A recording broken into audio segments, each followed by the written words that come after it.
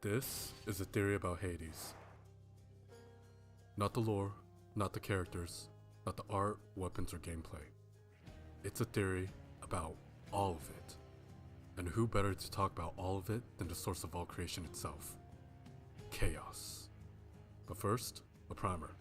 For those who aren't aware, Hades 1 is a roguelike inspired by Greek mythology, developed and published by Supergiant Games, following Zagreus, the prince of the underworld, as he battles out of Hades, the Greek underworld, and battles Hades, the Greek god of death, and his father, to find out the truth about his mother Persephone.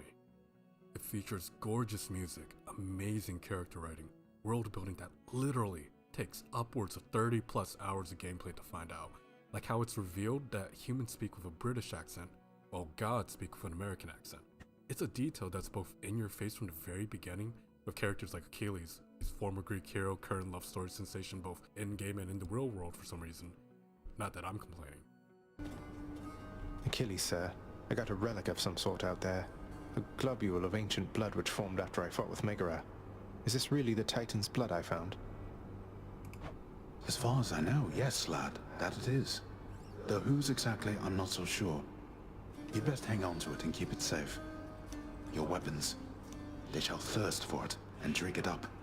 Not yet, perhaps, but soon. And possibly a backhand to Americans because the humans in this world tend to be slightly better adjusted in comparison to the Greek pantheon. But that's by design. More on that later. For now, let's focus to the actual pantheon itself. We have Poseidon, who comes off as the oblivious but well-meaning uncle who's way too obsessed with his hobbies. We have literal Ice Queen Demeter, who is this close from causing the second ice age. We have Zeus, who gives both the sense that he knows everything that's going on, as if he's just playing along in this patriarchal and terrifying way. That is both endearing, and yes, utterly terrifying when you really think about it. We have Ares, Aphrodite, Artemis, Dionysus, Hermes, and all these other amazing, not god, side characters that fit all into this great big story of Zagreus and the first Hades roguelike. They're all lovable, amazing characters that I've grown to love myself. I can't even put the words to how amazing the character writing is, and just the story itself, because ultimately, it's just such a heartwarming tale about family, a coming of age in a weird way, because Zagreus comes off as this kind of immature brat in comparison to everything else. However, in this great big cast of characters, there's just one person, one god, one entity that stands out above all the rest. Going in. You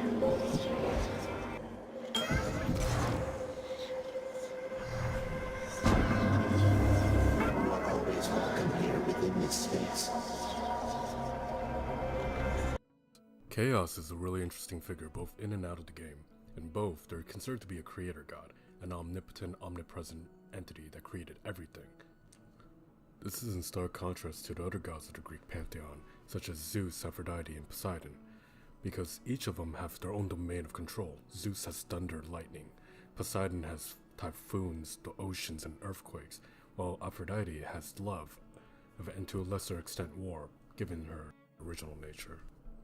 In contrast, Chaos is everything, the creator and originator of the entire world, the universe, and the gods themselves.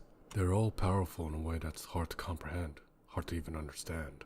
They live within this level far and beyond on everything else within the world, and that's what they are.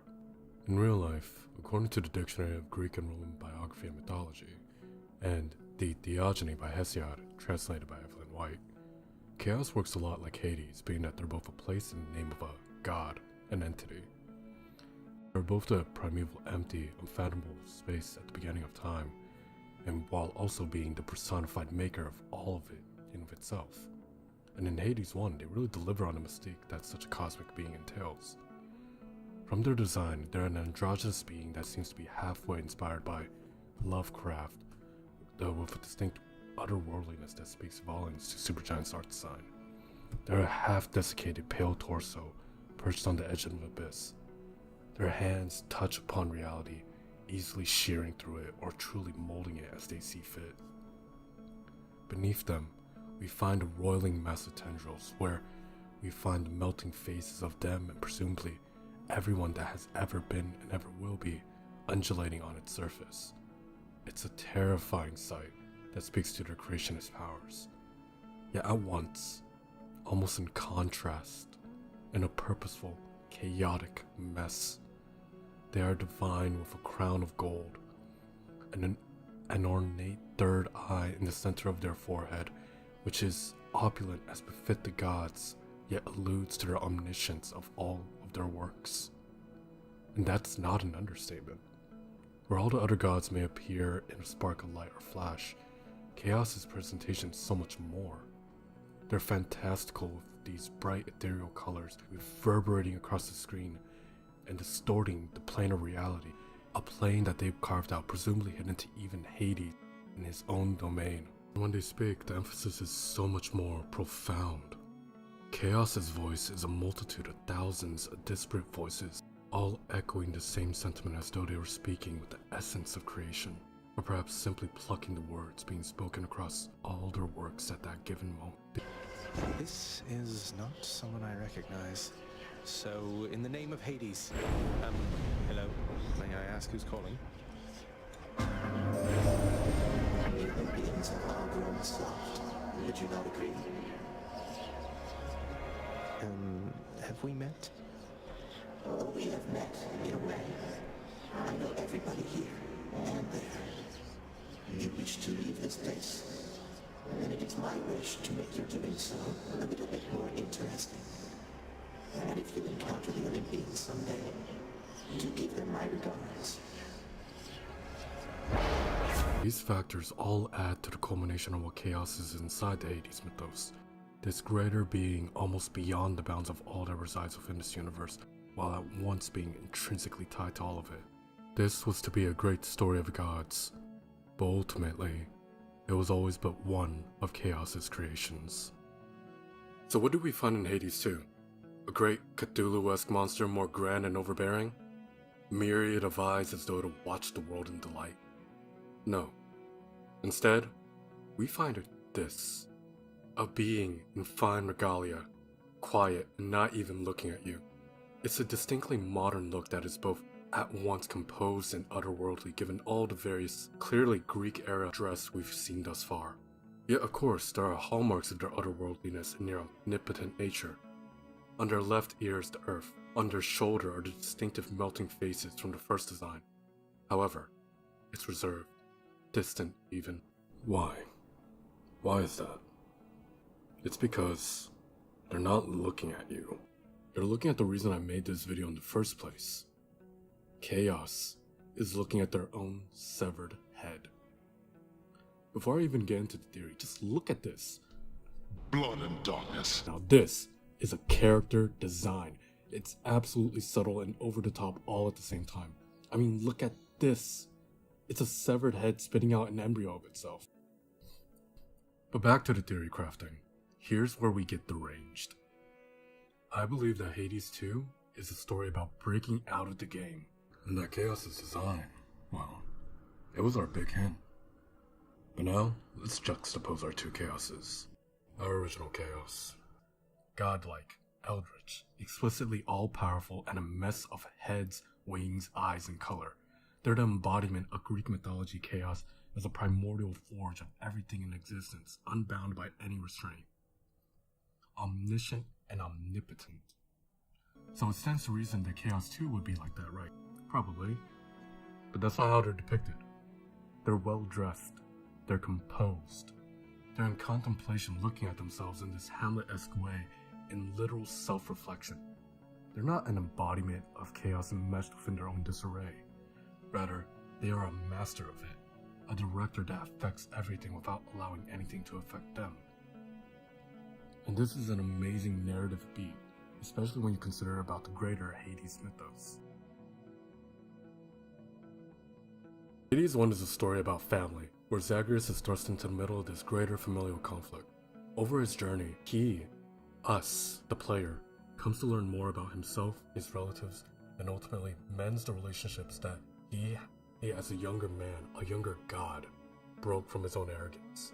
It's a story with an end and a resolution where we make our peace, where we make a kinder, more gentle hell than we first began in, by plunging into the darkness and trying, striving, and defying everything, even death itself, to earn our right to be worthy as a true god.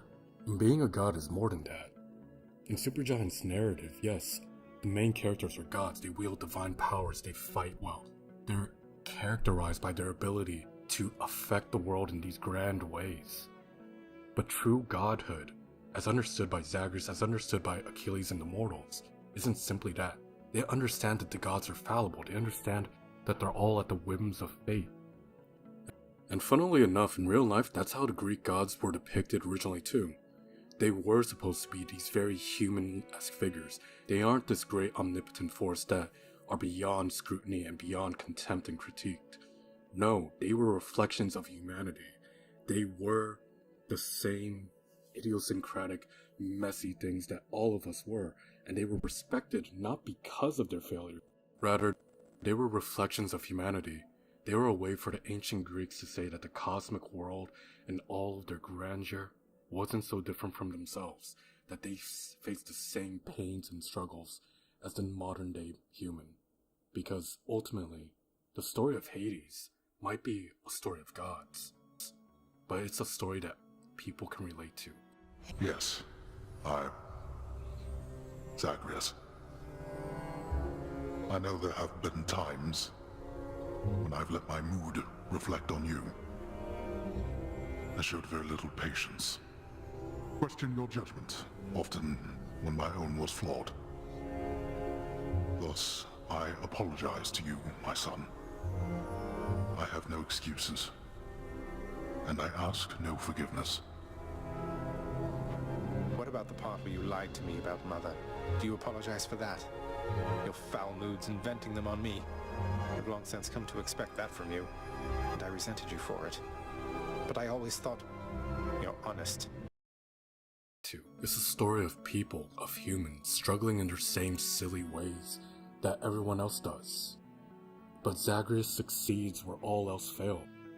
He defies the fates, he makes it to the overworld, he saves his mother, he reunites his family, and in this great cosmic scale of everyone fighting, all this interwoven family drama, he finds not only the strength and the courage to go further beyond all of that and to reunite them all, he finds himself. He becomes a better person. He found where he belonged. But in Hades 2, we lost it. It was taken from us. The family that Zagreus, that we so painstakingly pulled together, has been ripped apart in the ravages against this great war against Chronos. Hades 2, in turn, is a story about war. Melinoe has had her family abducted from her. Olympus is under siege. All of Earth is being torn asunder by the forces of Chronos. Where Hades 1 had the gods relaxed in their presentation, they're even lounging about in the case of Dionysus. In Hades 2, they're outfitted for war. Dresses have been forsaken for armor. In the hands of every Olympian are weapons. And two gods are distinctly absent, Ares and Dionysus. Ares presumably is gone, fighting on every single front, as Olympus right now is being torn, being destroyed, and has no time to spare for Melinoe. Whereas for Dionysus, unfortunately for him, the party's over. Melinoe salutes them all. Death to Chronos. I'll see to that. No one is more prepared. So why is it that where everyone is ready for war, that chaos is presented like this? Regal, composed, modern, and gentle even. Perhaps you can say it's because they're an observer, so they're not here to fight. Sure, they aren't a neutral party necessarily, given that they gave up the fates to Chronos. I see. For the most part, I concur with your assessment. I am the reason Chronos has them now.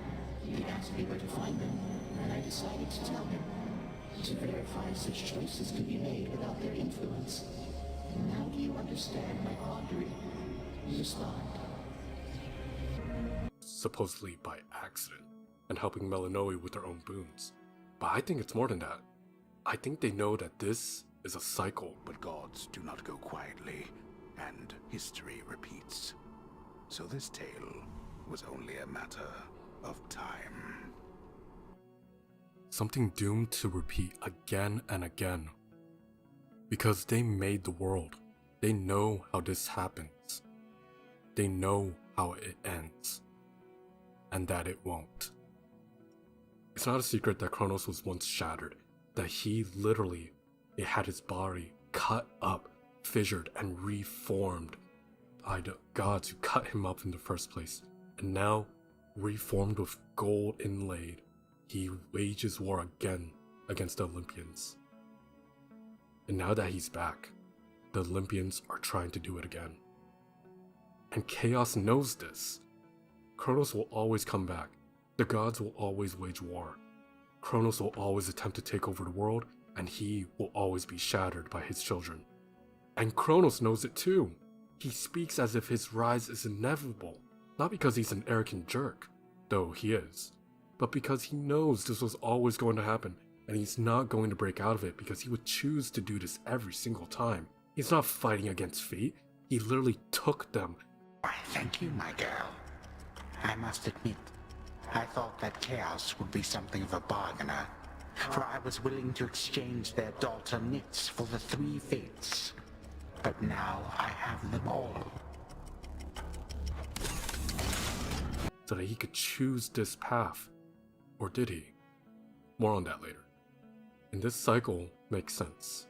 All throughout Hades too, there are jokes on fighting time, of if you can even win, of the inevitability of losing against it. No meaningful way you can actually fight against time. There's no meaningful way to put an end to the conflict. And I don't think these are only jokes, because, as a major spoiler, where do they put Hades in the second game? They put him in Sisyphus' chamber.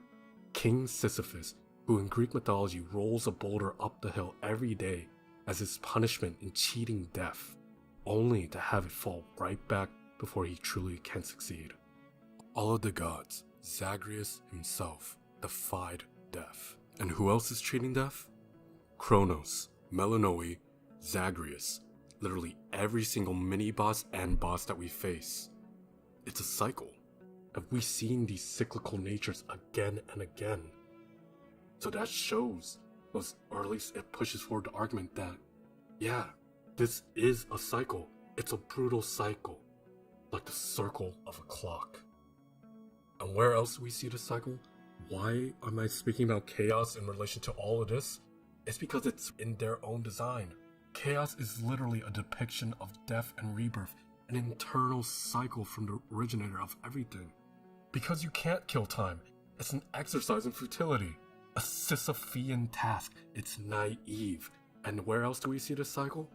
In the literal gameplay. The Hades series is a roguelike. You fight, you die, you repeat. And Chaos knows this. That's why they're depicted like this. They are the master of origins and chaos, lowercase c, itself. So when Chronos tricks them into giving up the fates, why does Chaos fall for it? Because it didn't matter. They knew all of this was going to happen. So that brings us to the implications. What does this mean for Melinoe? Is she truly doomed to run through this cycle at the whims of gods and titans alike, until she becomes as uncaring as her own relatives, finding joy in the pointless cycle, or being ground down under the sands of time? I don't think so. Melinoe in Greek mythology is a goddess of ghosts, restless spirits, offerings to the dead, nightmares, fear, and madness. She was known as the protector of the dead, as many would come to revere and worship her in the hopes that she would reunite them with deceased loved ones, and for her abilities to communicate with the dead. Her role in myth and game is to put an end to things, to save her family, to deliver shades from wandering, to stop time itself. But to do so, I think she's going to learn about the cycle after much hardship, and finally, learn how to break out of it. To put an end to this Hamlet-esque nightmare. Yes, that's a callback to the fact that Chaos is literally holding their head. The Irish play is all about nightmares and self-reflection, and a tragedy in that they can't break out. But Melinoe will.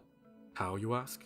I think by either working together with Chronos and having the fates change, or otherwise taking back her fate, lowercase f, from Chronos by taking away the fates, uppercase f.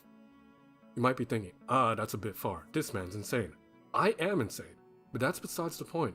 This theory does hold weight because these far out details, these insignificant things seemingly just for our own pleasure and all these things, they're not Easter eggs.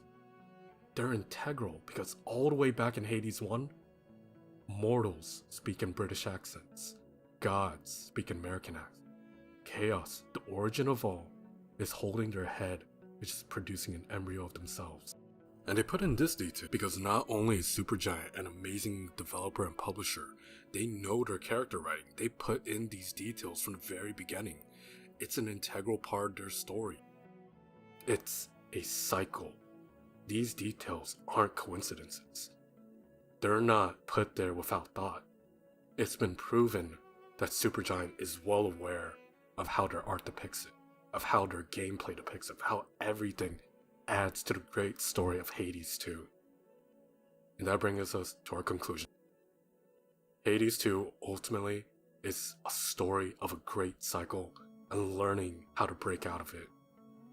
Where Zagreus proved himself to be a god equal to his father, Melinoe must face mortality to finally put an end to all this, to finally stop time, to bring meaning to death again, to have not only death defied, but the fates themselves restored.